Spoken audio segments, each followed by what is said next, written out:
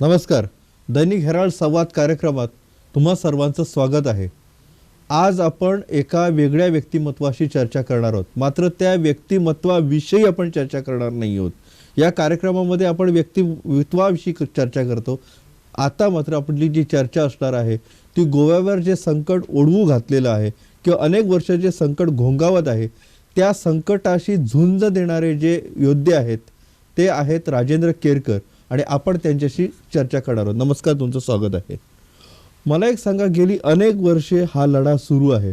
एका निर्णायक टप्प्यापर्यंत तो आला होता. सुप्रीम कोर्टने आदेश सुद्धा दिला होता. तर असं आता काय झालं की पुन्हा त्याच्या विरोधात लढा देण्याची वेळ आलेली आहे? आता सध्या काय झालं की कर्नाटकात विधानसभा निवडणुका ज्या आहेत त्या आलेल्या आहेत आणि निवडणुकीची पूर्वतयारी करण्यासाठी सत्ताधारी असू दे किंवा विरोधी पक्ष असू दे, कर्नाटकामध्ये त्यांना वाटतं की महागाई हा विषय केवळ पाण्याचा विषय नाही तर तो भावनिक विषय आहे. आणि त्यांची धारणा अशी झालेली आहे की महागाईमध्ये प्रचंड पाणी वाया जातं आहे अरबी सागरामध्ये. ते पाणी जर आपल्या प्रदेशामध्ये नेलं तर लोकांच्या जी पिण्याच्या पाण्याची किंवा सिंचनाची गरज आहे त्याची पूर्तता करता येईल अशा प्रकारची धारणा त्यांची झालेली आहे. आणि ती धारणा गेल्या एक अर्धशतकापासून कर्नाटकातल्या राजकारण्यावरती कर्नाटकातल्या सत्ताधाऱ्यावरती ती आहे. आणि त्याची पूर्तता करण्यासाठी लोकांना निवडणुकीमध्ये भावनिक मुद्दा करून जास्तीत जास्त मतं कशी मिळवता येईल या दृष्टिकोनातून हा विषय तो वापरला जात आहे. आणि त्यामुळे आता या संदर्भात गोव्यासाठी एक ते मोठं संकट आहे. कारण आपलं राज्य जे आहे ते एकदम छोटं राज्य आहे. 3702 चौरस किलोमीटर क्षेत्रफळ असलेले राज्य. बेळगाव तुम्ही घ्या किंवा उत्तर कन्नड घ्या किंवा या बाजूला महाराष्ट्रात सिंधुदुर्ग आहे, ती 3 पटीनं गोव्यापेक्षा मोठी आहे. आपलं छोटं राज्य आहे आणि या छोट्या राज्याच्या संदर्भात भारत सरकारने जेव्हा गोवा जो आहे तो केंद्रशासित केला तर त्यावेळेला आपल्या राजकारण्यांनी जर निर्णय घेतला असता एकमताने की आपल्या राज्यामध्ये जे कर्नाटकातून महाराष्ट्रातून येणारे जलस्रोत आहेत ते सुरक्षित ठेवणं गरजेचं आहे. परंतु गेल्या 50 वर्षात अशा प्रकारचा विषय कधी विधानसभेमध्ये चर्चेला आलेला नाही. आणि त्या संदर्भात आपल्या राजकारण्यांनी, नेत्यांनी, विरोधी पक्ष नेत्यांनी किंवा सत्ताधाऱ्यांनी त्या संदर्भात निर्णयही घेतला नाही. आणि केंद्राकडून जर तशा पद्धतीनं त्यांनी आश्वासन घेतलं असतं, कारण आज जर भारत ब्रिटिश इंडिया आणि पोर्चुगीज इंडिया अशी 2 राष्ट्र होती. आणि मला वाटत नाही की ब्रिटिश इंडियातला जो भाग होता तो जर त्याने गोव्याकडे वक्रदृष्टी फिरवली असती तर तो आंतरराष्ट्रीय मुद्दा झाला असता ना. बरोबर. पण आज जेव्हा हे जे राज्य आहे ते राज्य त्याने केंद्रशासित केलं त्यावेळेला जर अशा प्रकारचा निर्णय झाला असता की आपण या राज्यात येणारे सगळे जलस्रोत सुरक्षित ठेवू, इथल्या लोकांचं जे वर्तमान आणि भविष्य सुरक्षित ठेवू, अशा प्रकारचा जर निर्णय झाला असता तर आज जे संकट आलं ते येणार नव्हतं. आज कसं झालं की कर्नाटकातल्या लोकांना वाटतं की महाजन आयोगाने जो भाग महाराष्ट्राला दिलेला आहे त्या भागातलं पाणी उपसा करून जर आपण ते हुबळी धारवाडला नेलं तर नंतरच्या कालखंडामध्ये हा जर भाग पुन्हा महाराष्ट्रामध्ये गेला तर पाणी त्यांना वापरता येतं. कारण जे मुल्ले पेरियार या ठिकाणी झाला ना, म्हणजे मद्रास प्रेसिडेन्सी असताना केरळचं पाणी त्यांनी तामिळनाडूला नेलं. आणि आता तामिळनाडू वेगळं राज्य आणि केरळ वेगळं राज्य झालं. दोन्ही राज्य अस्तित्वात आहे. पाणी केरळचं लोक वापरतात तामिळनाडूचे. म्हणजे अशी परिस्थिती झाली की आता गेली 100 वर्ष लोक संघर्ष करतात केरळचे की आपल्या राज्यातलं पाणी आपणाला मिळावं. पण त्यावेळेला जो करार झाला त्या करारानुसार ते पाणी तामिळनाडूमध्ये येतं. आता या ठिकाणी कर्नाटकाला काय करावं असं वाटलं की हे पाणी एकदा आपण नेलं मग तो महाराष्ट्रात गेला भाग किंवा आणखी कुठं गेला त्यांना त्याची काही सुतक नाही. आणि त्याच दृष्टिकोनातून कर्नाटक राज्य जे आहे त्यांच्याकडे एकंदर बेळगाव जिल्हा घ्या किंवा धारवाडचा परिसर घ्या किंवा गदग घ्या, सगळीकडे पाण्याचे स्रोत आहेत. ते असताना त्यांनी एका छोट्या राज्याकडे जाणारी छोटी नदी, तुम्ही कल्पना करा की आपली जी म्हादई नदी आहे जिला आपण मांडवी म्हणतो, ती मांडवी नदी तिची लांबी जी आहे ती 111 किलोमीटर आहे. त्या उलट कृष्णेची उपनदी असणारी मलप्रभा नदी आहे, तिची लांबी जी आहे 136 किलोमीटर आहे. त्यापेक्षा तिचं जे संचय क्षेत्र आहे ते जवळजवळ 3 पटीने जादा आहे. ही कृष्णेची एक उपनदी आहे, छोटी नदी आहे, परंतु मलप्रभा नदी तिचं एकंदर स्वरूप बघितलं, तिच्यावरचं धरण बघितलं. 1973 मध्ये कर्नाटकाने रेणुका सागर येथे जलाशय निर्माण केला सौदत्ती. आणि तो जलाशय काय झाला की धरण पूर्ण झाल्यानंतर त्यांनी काय स्वप्न बघितलं होतं की या धरणामुळे आपल्या उत्तर कर्नाटकातल्या बऱ्याच प्रदेशाला आपण सिंचनाची सुविधा पुरवू. आणि त्यासाठी त्यांनी मोठ्या प्रमाणात कालवे बांधले, पाट बांधले. परंतु हे सगळं करत असताना सगळी रचना जी आहे ती सदोषपूर्ण झाली. आणि त्यामुळे कर्नाटकाची उच्च समिती जी आहे, हाय लेवल कमिटी जी आहे, त्यांनी नेमलेली कमिटी, तर त्या कमिटीने असा मुद्दा मांडला की तुम्ही हे पाणी जे आहे 150 किलोमीटरवरून तुम्ही महादाई खोऱ्यातलं पाणी तुम्ही मलप्रभेच्या खोऱ्यात आणतात. हे करण्याऐवजी जर या धरणाच्या पाटांना, या धरणाच्या कालव्यांना जी गळती लागलेली आहे ती जर तुम्ही रोखली आणि त्या संदर्भात उपाययोजना केली तर पिण्याच्या पाण्याची गरज ह्या प्रदेशाची भागणार आहे. परंतु ते न करता त्यांनी आपल्याकडे काय झाले की भारत स्वतंत्र झाल्यानंतर वेगवेगळ्या लॉबी ज्या आहेत ते आपला हेतू साध्य करण्यासाठी कार्यरत झाल्या. सुरुवातीला जर बघितलं तर टिंबर लॉबी सक्रिय होती. भारत स्वतंत्र झाल्यानंतर त्या लॉबीनी पूर्णपणे जंगलं जी आहेत ती नष्ट करायला सुरुवात केली. मोठमोठे महावृक्ष जे आहेत ते इमारती बांधण्यासाठी, फर्निचरसाठी त्यांनी तोडले. आज भयानक परिस्थिती झाली. आता दुसरी लॉबी आपल्या देशामध्ये, आपल्या देशाच्या मुळावरती उठलेली आहे, ती म्हणजे सिमेंट कॉन्क्रीटची लॉबी. आज जर तुम्ही उत्तराखंडमध्ये गेलात, ज्योतिर्मठ किंवा जोशीमठ ज्याला म्हणतात, आज ज्योतिर्मठ जोशीमठची परिस्थिती जी आहे ती सिमेंट कॉन्क्रीट लॉबीला प्रोत्साहन दिल्यामुळे, राजाश्रय दिल्यामुळे आज तो प्रदेश जो आहे तो विनाशाच्या उंबरठ्याखाली आहे. मी तर म्हणेन की ते ढासळत चाललेलं आहे. त्याला मुख्यतः कारण जे आहे ते सिमेंट कॉन्क्रीट लॉबी आहे. आणि आपल्याकडे ह्या प्रदेशामध्ये ही लॉबी जी आहे ती कर्नाटकात सुद्धा कार्यरत झालेली आहे. तुम्ही पार्श्वभूमी सांगितली, हा प्रश्न कसा निर्माण झाला. ही नदी जी आहे महादाई, ही कर्नाटकातून वाहत येते गोव्यामध्ये, त्याची एक भाग महाराष्ट्रामध्ये जातो. मला एक सांगा, ह्या पाण्याचं वाटप कधीतरी होणार होतं. गोवा सरकारने आपली मूळ जी केस आहे ती मागे घेत लवादाची मागणी केली, लवाद नेमला. लवादाची मागणी जी होती ती बरोबर होती, लवाद मागणं योग्य होतं, लवादाचा आता निर्णय आलेला आहे. नेमकी चूक गोवा सरकारने केली होती की तो निर्णय बरोबर होता? गोवा सरकारचं काय झालं की 1999 मध्ये महादाई अभयारण्य आणि नेत्रावळी अभयारण्य ही 2 अभयारण्याची अधिसूचना आली. एक सांगेला आणि एक सत्तरीमध्ये. ही दोन्ही अभयारण्याचा जर आपण एकंदर विचार केला तर लक्षात येईल की गोव्याची जलसुरक्षता राखण्यासाठी आम्ही तेव्हाचे जे राज्यपाल होते लेफ्टनंट जनरल जॅकोब यांना जाऊन भेटलो. त्यांना पटवून दिलं की गोव्याचे जे जलस्रोत आहे ते सुरक्षित राहण्यासाठी आम्हाला ही अभयारण्य हवी. आणि राष्ट्रपती राजवटीच्या शेवटच्या दिवशी त्यांनी ती अधिसूचना काढली. परंतु 1999 पासून जर आपण बघितलं तर आजतागायत त्याचं फायनल नोटिफिकेशन, अंतिम अधिसूचना जी आहे ती गोवा सरकारने काढलेली नाही.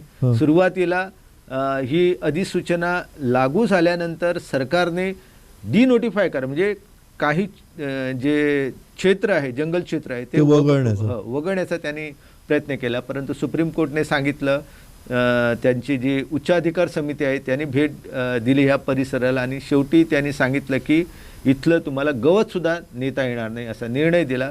परंतु या निर्णयाचं पालन करणं सोडा, गोवा सरकारने अंतिम अधिसूचना काढली नाही. मी सरकारला सांगत होतो की ही अधिसूचना जी आहे हे एक मोठं शस्त्र तुम्हाला वापरता येईल कर्नाटकाच्या विरोधात. परंतु ते शस्त्र न वापरल्यामुळे ह्यांना कोणताच आधार उरला नाही. कारण आपल्या निवृत्तीच्या 1 दिवस अगोदर एका केंद्रीय जल खात्याच्या अधिकाऱ्याने कर्नाटकाला पत्र दिलं. ते पत्र जे आहे ते 30 एप्रिल 2002 या दिवशी दिलं. त्या पत्रात त्यांनी काय म्हटलं की कर्नाटक गेली कित्येक वर्ष हा विषय जो आहे ते लावून धरत आहे. त्यांच्याकडे त्यांनी DPR तयार केले, त्यांनी या संदर्भात जे पर्यावरणीय दाखले जे मिळवण्यासाठी काय प्रयत्न करायला हवे ते प्रकल्प त्यांनी सादर केला आणि नीरीसारख्या संस्थेने त्यांना त्यावेळेला मान्यता दिली. तर या सगळ्या गोष्टींचा आधार घेऊन त्यांनी आपला प्रकल्प जो होता 7.56 TMC फीट पाणी तो पुढे केला आणि तो प्रकल्प जो आहे त्याला त्यांनी केंद्रीय जे जल संसाधन खातं आहे त्याच्याकडून मान्यता मिळवली आणि तशा प्रकारचं पत्र जे आहे की आम्हाला हे पाणी वळवण्यासाठी त्यांनी परवानगी जी आहे ती द्यावी. त्या मुद्द्यावरती त्यांना ते पत्र दिलं आणि तो अधिकारी निवृत्त होऊन गेला. पण तो लवाद जो मध्ये आला ते हो, लवाद जे आला ते सांगतो की मग हे पत्र दिल्यानंतर गोवा सरकारवरती मोठं म्हणजे संकट आल्यासारखं झालं आणि तेव्हा सर्वपक्षीय शिष्टमंडळ जे आहे तेव्हाचे मुख्यमंत्री जे आहे त्यांनी प्रधानमंत्र्याकडे नेलं आणि त्यावेळेचे अटल बिहारी वाजपेयी जे होते प्रधानमंत्री त्यांनी ते पत्र स्थगित ठेवलं. पत्र स्थगित ठेवलं तरी कर्नाटकाने आपले जे प्रयत्न जे होते ते सोडले नाहीत, कायम ठेवले चालू. आणि त्यात त्यांनी बघितलं की आता कर्नाटक पूर्वतयारी करत आहे आपल्या एकंदर प्रकल्पाची आणि आता ते आम्हाला ऐकणार नाही आणि म्हणून गोवा सरकारने ठरवलं की आम्ही लवादाकडे जाऊ. 1956 मध्ये भारत सरकारने लवाद स्थापन केली. तर त्यामागे एकच भूमिका होती की नद्यांच्या पाण्याचा वापर करण्यासाठी राज्यामध्ये जो संघर्ष होत होता तो संघर्ष मिटवणं केंद्र सरकारच्या हाती नव्हतं आणि म्हणून त्यांनी त्या कायद्यानुसार लवाद स्थापन केलं. आणि अशाच पद्धतीनं गोवा सरकारने त्यावेळेला 2002 मध्ये मागणी केली केंद्राकडे की आम्हाला तुम्ही लवाद द्या कारण कर्नाटक ऐकणार नाही. पण तो निर्णय तो बरोबर होता लवाद मागण्याचा जो निर्णय होता तर त्याच्या विरोधात मी सातत्याने मराठी, कोकणी आणि इंग्रजी या तिन्ही वर्तमानपत्रात आपण जर त्यावेळेचे हेराल्डचे अंक चाळले किंवा बाकी वर्तमानपत्रांचे अंक जर चाळले तर आपल्या लक्षात येईल की आम्ही मोठं पत्र जे आहे ते सरकारला दिलं होतं आणि तेच पत्र आम्ही छापून वर्तमानपत्रात आणलं होतं आणि गोवा सरकारने लवादाची मागणी करू नये अशी अर्जवी आम्ही त्यांना विनंती केली होती. परंतु सरकार जे आहे त्यांच्या लवाद मागण्याचा परिणाम आता काय झाले तर लवाद मागण्याचा जेव्हा आपण लवाद मागतो ना त्यावेळेला एक लक्षात घेतलं पाहिजे की लवाद जे आहे ते पाण्याचं वाटप करत आहे. त्याच्यापूर्वी गोवा सरकारने काय केलं की त्यांनी विधानसभेमध्ये व्हिक्टोरिया फर्नांडिस जेव्हा आमदार होत्या तर त्यांना आम्ही जाऊन भेटलो आणि त्यांना सांगितली परिस्थिती. तर त्यांना ह्या सगळ्या गोष्टीचं भवितव्याचा विचार ज्ञात होता आणि महादेव बचाव अभियानाच्या खूप बैठकींना सुरुवातीच्या त्या उपस्थित राहायच्या. त्यामुळे त्यांनी त्या संदर्भातला ठराव विधानसभेमध्ये मांडला आणि विधानसभेमध्ये मांडताना त्यांनी सांगितलं की गोवा हे पाण्याचं दुर्भिक्ष असलेलं राज्य आहे, वॉटर डेफिसिट स्टेट. आणि तो एक आनंदाची बाब म्हणजे त्यावेळेला जे विरोधी आणि सत्ताधारी दोन्ही पक्षाच्या आमदारांनी एकत्र येऊन तो ठराव पास केला आणि गोवा वॉटर डेफिसिट राज्य म्हणून सगळा गाजावाजा करून वर्तमानपत्रात आलं. परंतु जेव्हा तुम्ही वॉटर डेफिसिट स्टेट करतात तेव्हा त्याच्यासाठी आवश्यक जो कागदोपत्री पुरावा पाहिजे तो निर्माण करणं गरजेचं होतं. त्या दृष्टिकोनातून आपण मुक्त झाल्यानंतर गोवा मुक्त झाल्यानंतर जसं प्रयत्न करण्यात आला नाही. 1998 मध्ये आपल्या नद्यांचे मास्टर प्लॅन झाले. एकंदर आपण विचार केला तर लक्षात येईल की नद्या संदर्भात आपल्याकडे किती निरक्षरता आहे की मास्टर प्लॅन तयार करण्यासाठी 1998 साल उजाडावं लागलं. आणि त्यावेळेला हे मास्टर प्लॅन झाल्यामुळे एकंदर नद्याच्या पाण्याचा वापर कसा करावा हे आपण त्या संदर्भात जे मुद्दे होते ते आपण लवादासमोर ठेवू शकलो. परंतु तोपर्यंत लवाद अस्तित्वात आलं नाही. 2002 मध्ये मागणी केली परंतु ते अमान्य झाली मागणी. म्हणजे त्या केंद्र सरकारने काही विचारच केला नाही आणि शेवटी मग गोवा सरकार सर्वोच्च न्यायालयात गेलं आणि सर्वोच्च न्यायालयाने मग त्या संदर्भात 2009 मध्ये आदेश दिला. आणि तो 2009 मध्ये जरी आदेश दिला तरी 2013 पर्यंत त्यांनी लवाद जे आहे ते नियुक्तच केलं नाही. शेवटी 2013 मध्ये त्यांनी लवाद नियुक्त केले. JM पांचाळ जे आहे त्याने अध्यक्ष केलं आणि अध्यक्ष करून मग हे लवाद जे आहे ते 2014 पासून कार्य. लवाद न नेमता हा लढा कसा पुढे नेता आला असता? लवाद न नेमता मी सांगितल्याप्रमाणे की आपल्या भारताचा जो कायदा आहे 1972चा कायदा तो वन्यजीव संरक्षण कायदा आहे. तो खूप महत्त्वाचा कायदा आहे. त्याचा वापर जर ढालीसारखा करून गोवा सरकारने आम्हाला हे पाणी जे आहे, हे पाणी जे आहे तो नैसर्गिक प्रवाह जो आहे तो एका अभयारण्याच्या दिशेने येतो, एका राष्ट्रीय उद्यानाच्या दिशेने जातो. आमची जी म्हादई अभयारण्य, महावीर अभयारण्य किंवा मोले राष्ट्रीय उद्यान किंवा आपल्याकडे बोंडला जे आहे आणि डॉक्टर सलीम अली पक्षी अभयारण्य, या सगळ्यांचं अस्तित्व जे आहे आणि आपल्या नेत्रावळीचा जो काहीसा भाग आहे तर त्यांचं अस्तित्व पूर्णपणे एका नदीवरती अवलंबून आहे.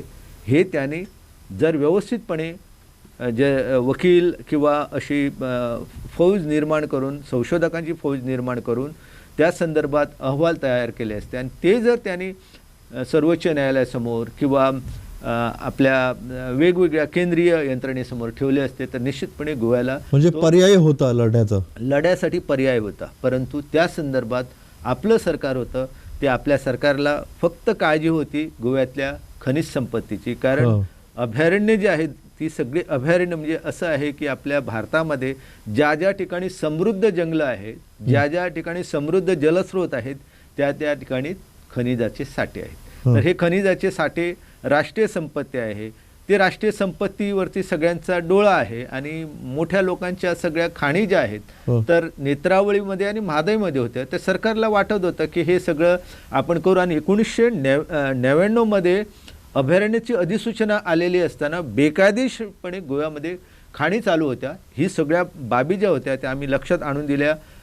गोवा फाउंडेशनने त्या संदर्भात याचिका दाखल केली आणि केंद्रीय उच्चाधिकार समितीने आम्ही पत्रव्यवहार केला त्यांच्याकडे आणि शेवटी त्यांनी ऑर्डर पास केली 2003 मध्ये नोव्हेंबरच्या 6 तारखेला की तुम्ही ह्या सगळ्या खाणी बंद करा म्हणून. शेवटी सरकारला त्या खाणी बंद कराव्या. सरकारचा डोळा ह्या गोष्टीवरती होता. त्यांना गोव्यातलं पाणी, गोव्याचं भवितव्य, गोव्याचा प्राणवायू याचं काही सोयीसुतक नव्हतं आणि त्यामुळे त्यांनी लवाद जे आहे ते लवादाची मागणी केली आणि लवादाची मागणी केल्यामुळे आज लवादाने जो निर्णय दिलेला आहे तो मान्य करण्याशिवाय दुसरा पर्याय नाही. जर मान्य न करणार तर त्याच्या संदर्भात आपण सर्वोच्च न्यायालयामध्ये आपली लढाई जी आहे ती सक्षम केली पाहिजे. दर्शक हो, तुम्ही बघत आहात म्हादईचा लढा आणि त्याच्या योद्धा जे आहेत राजेंद्र केरकर ते आपल्याला सांगत आहेत की लवादाकडे जाण्याचा निर्णय कसा चुकीचा होता. तुम्ही बघत राहा हेराल्ड TV. आपण काही क्षणांची विश्रांती घेऊया आणि पुन्हा तुमच्या भेटीला आम्ही येणार आहोत. तुम्ही बघत राहा हेराल्ड TV. तोवर नमस्कार.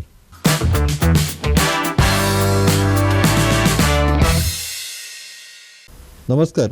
ब्रेक नंतर पुन्हा सर्वांचं स्वागत आहे. तुम्ही बघत आहात दैनिक हेराल्ड संवाद आणि म्हादई या विषयावर आपण चर्चा करत आहोत राजेंद्र केरकर यांच्याशी.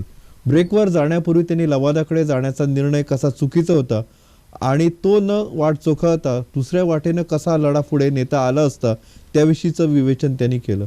मला सांगा, कर्नाटक जे आहे ते आक्रमक राज्य म्हणून पाण्याच्या बाबतीत ओळखलं जातं. महाराष्ट्राशी त्यांचा तंटा आहे, केरळशी त्यांचा तंटा आहे. त्यांचा तंटा कोणाशी पाण्याबाबत नाही असं नाही आहे, ते फार आक्रमक आहेत. तर नेमकं म्हादई अडवण्यासाठी त्यांनी काय केलेलं आहे?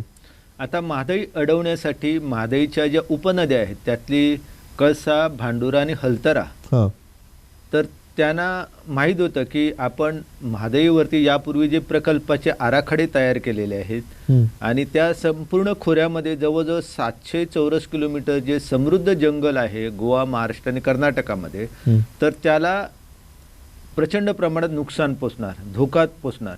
तर त्याऐवजी आपण हे जे प्रकल्प आहेत, जे मोठे प्रकल्प आहेत ज्यांना त्यांनी सुरुवातीला प्रयत्न केला होता जागतिक बँकेकडे कर्ज घेण्याचं, तर तो प्रस्ताव त्यांचा मान्य झाला होता. परंतु आम्हाला जेव्हा कळलं की इतकं मोठ्या प्रमाणात जंगल जाणार तर आम्ही त्याच्या संदर्भात सियारा क्लबच्या माध्यमातून जागतिक बँकेवरती दबाव आणला आणि त्यांना वस्तुस्थिती सांगितली की याच्यामुळे सदाहरित असं जंगल, सुंदर असं जंगल उद्ध्वस्त होणार आहे आणि जागतिक बँकेने त्यातून माघार घेतली. आणि शेवटी SM कृष्णा जे मुख्यमंत्री होते त्यांनी ठरवलं की आपण कर्नाटका नीरावरी निगमची स्थापना करावी, कॉर्पोरेशनची स्थापना करावी आणि त्यांनी ते कॉर्पोरेशन स्थापन केलं आणि 2006 पासून त्यांनी प्राधान्य दिलं ते कळसा भांडुरा प्रकल्प आपण पुढे रेटण्याचं. आणि तो जो प्रयत्न होता त्या प्रयत्नाला साथ जी आहेत म्हणजे त्यावेळचे उपमुख्यमंत्री आणि नंतर मुख्यमंत्री झालेले येडियुरप्पा जे होते, तर त्यांनी 2 ऑक्टोबर 2006 रोजी ते कणकुंबीला आले आणि त्यांनी पायाभरणी घातली. नेमकं आता तिथे काय केलेलं आहे? म्हणजे त्यांनी बाण घातलेलं आहे, कारण अनेक जणांनी तो भाग बघितलेला नाहीये, पण तिथे नेमकं पाणी अडवण्यासाठी काय केलेलं आहे? त्यांनी पाणी अडवण्यासाठी जी संरचना निर्माण केलेली आहे ती खूप अद्भुत आहे आणि त्यांच्या इंजिनिअरिंग स्किलचं त्यांनी ते दर्शन घडवलेलं आहे की एका म्हणजे जो प्रदेश होता कणकुंबीचा, जिथं प्रचंड प्रमाणात पाऊस पडत होता, जिथं नद्या, नाले, तलाव पाण्याने तुडुंब भरलेले असायचे, अशा समृद्ध गावाला त्यांनी उद्ध्वस्त करून टाकलेलं आहे. त्या ठिकाणचं जे रामेश्वराचं मंदिर आहे, त्या रामेश्वराच्या मंदिराचं एका छपराचं पाणी जे आहे ते कळसा नाल्यामध्ये येतं आणि ते कळसा बनून सुल्ला 70ला प्रवेश केल्यानंतर लोक त्याला नानोडा नदी म्हणतात आणि ही नानोडा नदी जी आहे ती उस्तेला जाऊन मुख्य माधईमध्ये समर्पित होते. तर दुसऱ्या बाजूचं जे पाणी आहे ते मलप्रभा नदी बनते आणि ती मलप्रभा नदी जी आहे ती माऊलीच्या मंदिरासमोर तिला पूजलं जातं आणि पुढे तिच्याच काठावरती आणखी एक पवित्र असा घाट आहे जिथं 12 वर्षांनी एकदा जत्रा भरते. तर तिथनं ही नदी जी आहे ती नदी सरळ खानापूरच्या दिशेने जाते आणि खानापूरवरून मग ही नदी जी आहे ती शेवटी कुडल संगम येथे कृष्णेमध्ये एकरूप होते.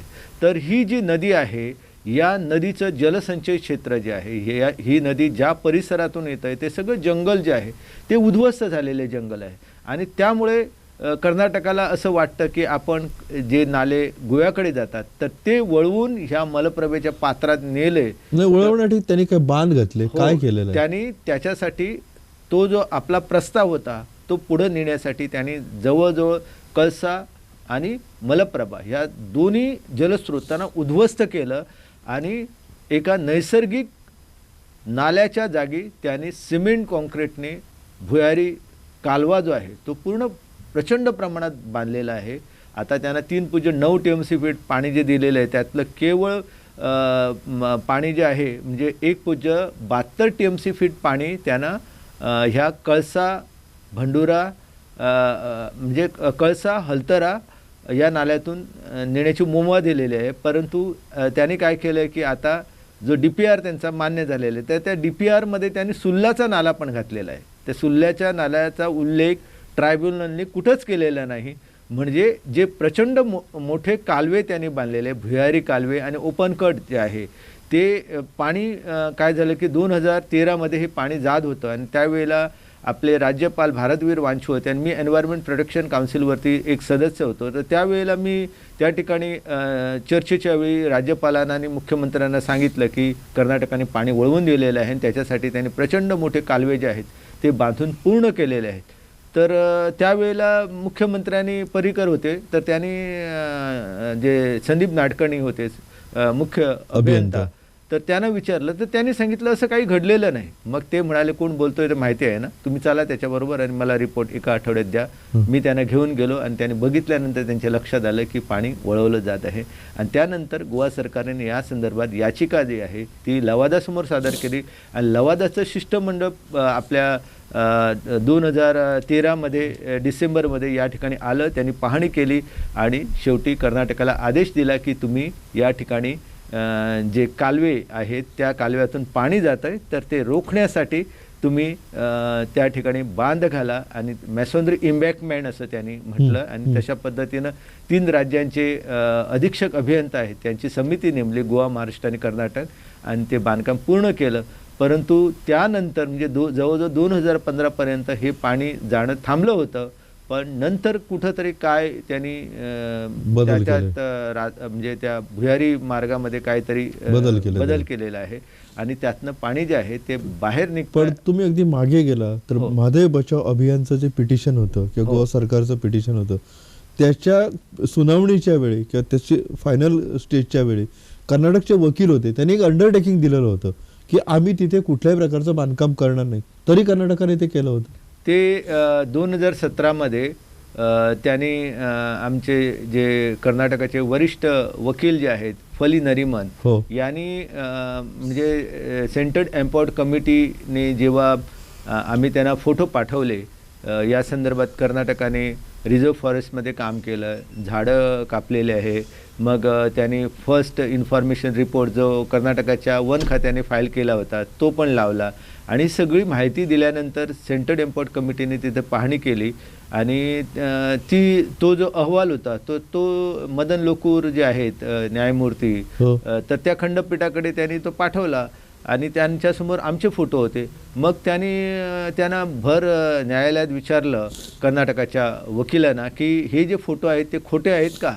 त्यावेळेला एवढा वयस्कर माणूस जो होता फली नरिमन तो कसं खोटं बोलणार, कारण हे फोटो जे आहेत ते पुरावे होते.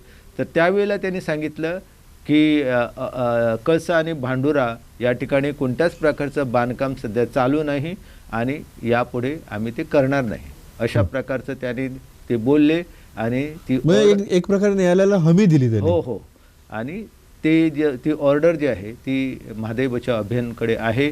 खरं म्हणजे त्या ऑर्डरचा वापर जो आहे आमच्या अध्यक्षा निर्मलाताई सावंत यांनी भरपूर म्हणजे त्यामध्ये साधना करून कष्ट करून हे सगळं न्यायालयामध्ये गोव्याची बाजू भक्कमपणे मांडली होती आणि तो न्यायालयीन निवाडा जो आहे त्याचा वापर गोवा सरकारने करणे गरजेचं होतं. परंतु आपल्याकडे काय आहे की एखादा वकील जो आहे तो एखादा मुद्दा मांडतो तर दुसरा वकील त्याला वाटतं की तो पुढं जाणार आहे, तर त्याच्या संदर्भात त्यांनी त्या ऑर्डरचा वापर केला नाही आणि मग आपली ही परिस्थिती जी आहे ती आजची परिस्थिती. आता लवादाची ऑर्डर आलेली आहे. महाराष्ट्र, गोवा आणि कर्नाटकने त्या लवादाच्या आदेशाला सर्वोच्च न्यायालयात आव्हान दिलेलं आहे.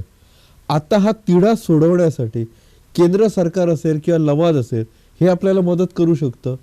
आपण हा तिढा कसा सोडवू शकतो? आता ह्या संदर्भात हा तिढा जो आहे तो सोडवणं खूप कठीण आहे आणि केंद्र सरकार तर या संदर्भात गोव्याची बाजू घेणं कठीण आहे. कारण कर्नाटकामध्ये राज्यसभा आणि लोकसभा जर बघितली तर तिथले खासदार जवळजवळ 40च्या आसपास आहेत. आपल्याकडे काय झालं की केवळ 1, 2 ते 3 खासदार आहेत आणि त्यामुळे आपलं राजकीय वजन नाही आणि त्यामुळे केंद्र सरकारसुद्धा या संदर्भात गोव्याची बाजू जी आहे ती भक्कमपणे मांडू शकणार नाही. कारण शेवटी मतांचं राजकारण आपल्या लोकशाहीमध्ये प्रभावी असतं आणि याच मुद्द्यावरती आम्हाला केवळ आधार राहतो तो सर्वोच्च न्यायालयाचा. कारण आता ट्रायब्युनल जेव्हा सर्वोच्च न्यायालय निकाल देणार आहे त्या निकालावरती आपण आपलं म्हणजे जो काय अलोकेशन केलेलं आहे त्या संदर्भात ते भाष्य करणार आहे. तोपर्यंत ते या संदर्भात कोणताच निर्णय घेणार नाही. म्हणून आता आपली बाजू जी आहे ती भक्कमपणे सर्वोच्च न्यायालयासमोर कशी मांडता येईल या दृष्टिकोनातून प्रयत्न झाले पाहिजे. आता सगळीकडे जर बघतो तर प्रत्येक जण म्हादई या विषयावर सध्या बोलायला लागलेला आहे. मला स्वतःला शंका आहे की त्यांना हा विषय कितपत समजला आहे. त्या विषयाकडे आपण नको जाऊया. पण एक जन आंदोलन उभं करणं आणि सर्वोच्च न्यायालयात बाजू मांडणं ह्या दोन वेगवेगळ्या बाजू आहेत. तर कुठल्या बाजूला आपण जास्त भर दिला पाहिजे? आता माझ्या मते आपण आता या वळणावरती आपण जास्तीत जास्त महत्त्व जे दिलं पाहिजे ते म्हणजे न्यायालयीन लढ्याकडे. कारण मी आपल्या गोवा सरकारच्या सुद्धा लक्षात आणून दिलं, एजीच्या सुद्धा लक्षात आणून दिलं आहे की आपल्या ट्रायब्युनलने जो अवॉर्ड दिला, निवाडा दिला त्यामध्ये कळसा, भांडुरा, हलतरा या नद्यांचा उल्लेख आहे आणि DPRमध्ये जो केंद्रीय जल आयोगाने मान्यता जी दिली या DPRला तर त्या DPRमध्ये सुल्ला नदी आलेली आहे. तर सुल्ला नदी ही पूर्णपणे गोव्यातून वाहते आणि पूर्ण तिचं अस्तित्व जे आहे ते सगळं अस्तित्व हे अभयारण्याच्या अस्तित्वाला महत्त्वाचं ठरलेलं आहे. आणि असं ही जी नदी आहे आमच्या प्रदेशातली नदी ती वळवू शकत नाही. तर त्या नदीचं पाणी वळवण्यासाठी त्यांनी 5 बंधारे घालून हे पाणी पंपिंग करून ते नेण्याचं ठरवलेलं आहे.